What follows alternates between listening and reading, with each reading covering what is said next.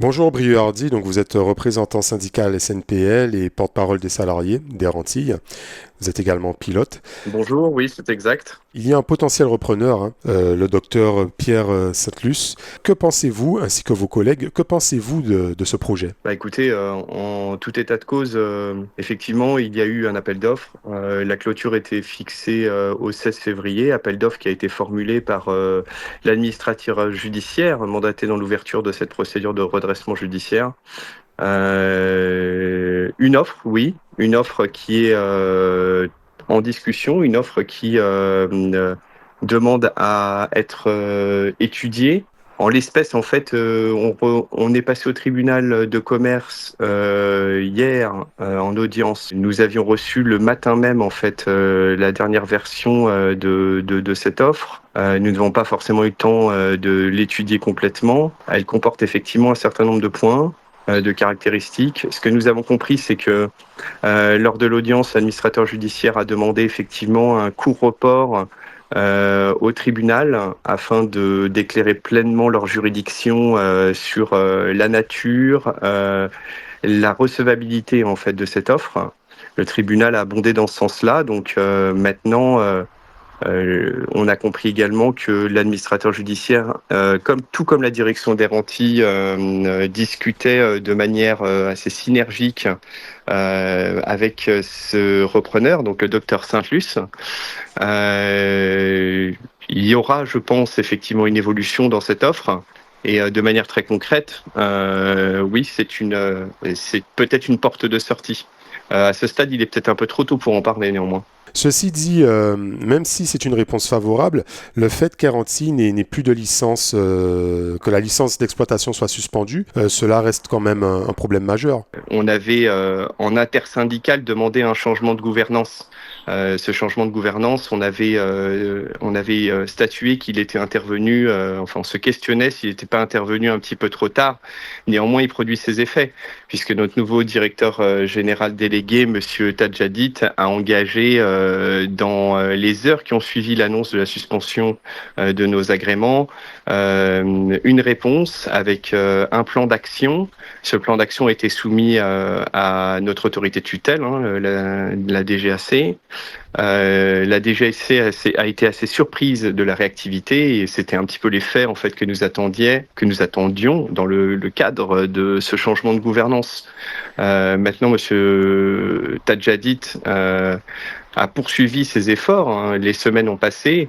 Et à ce stade, la DGAC s'est entretenue avec l'administrateur judiciaire. Nous avons compris, en fait, en la teneur de leur entretien, que pour la DGAC, il n'y a plus de problème de sécurité au titre de l'organigramme et du traitement des audits à mener. Il y a c'est un processus assez complexe, mais c'est la colonne vertébrale d'une compagnie aérienne, son système de gestion de la sécurité. Tout est revenu à la nominale et dans le principe, il n'y a plus de soucis opérationnels en fait chez Arantir. Maintenant, la DGAC explicite a dit on a vu effectivement cette compagnie se retrouver en difficulté financière. Il faut démontrer au titre de la licence de transporteur la règle européenne 1008-2008 qui nous régit, où il faut justifier d'un certain nombre de mois provisionnés en cash, un certain nombre de mois en fait d'exploitation, et pour pouvoir retrouver nos agréments. Donc en gros, tout est prêt.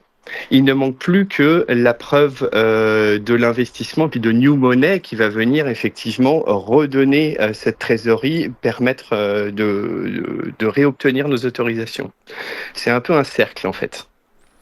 Donc, si le 5 mars, la réponse est favorable, est-ce que, pour faire simple, est-ce que les avions des Antilles pourront rapidement redécoller? Les avions d'Airanti, ils ont été mis dans un état de stockage parce que quand un avion ne vole pas, il y a des procédures à réaliser. Donc, de manière très avisée, en fait, cette nouvelle gouvernance a procédé effectivement à la mise en stockage des avions. Nous avons des opérations de maintenance à réaliser, bien évidemment, et de manière aussi concrète, il y aura aussi de la formation des équipages à faire, à réaliser puisque notre cycle de renouvellement obligatoire, hein, c'est surveillé par notre autorité de tutelle, intervient en janvier. Donc ce cycle de formation n'a pas débuté en fait, dans le sens où nos autorisations sont suspendues et tout le monde est prêt en fait à pouvoir relancer la machine. Donc la réponse à votre question, c'est les avions ne revoleront pas immédiatement, mais il faudra certainement plusieurs semaines avant de retrouver et des avions opérationnels et des équipages également à bord. Votre état d'esprit, hein, ainsi que le reste du personnel, si jamais le projet n'est pas accepté et rejeté le 5 mars, ce sera la liquidation? Si liquidation il doit y avoir, malheureusement, ce sont les effets de l'actionnaire privé défaillant qui a gouverné cette boîte malgré nos multiples avertissements, y compris sur votre antenne et dans les médias, sur des effets catastrophiques qui se sont produits malheureusement.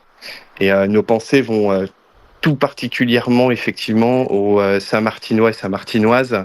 On a utilisé des fonds qui leur étaient destinés pour mener un projet qui avait un réel intérêt dans l'objectif du désenclavement des territoires. Et malheureusement, eh bien voilà, nous sommes entachés d'irrégularités qui nous ont conduits même à l'arrêt des vols. Et ça, c'est préjudiciable. Ça a été fortement préjudiciable. Cette nouvelle direction qui est en place fait preuve de bien plus de compétences et d'expertise. Et on est non pas serein, mais peut-être un petit peu plus confiant sur la capacité maintenant à redresser la barre et à se retrouver en l'air de manière un peu plus pérenne et sereine surtout. Brieux Hardy, je vous remercie d'avoir répondu aux questions du Pige TV.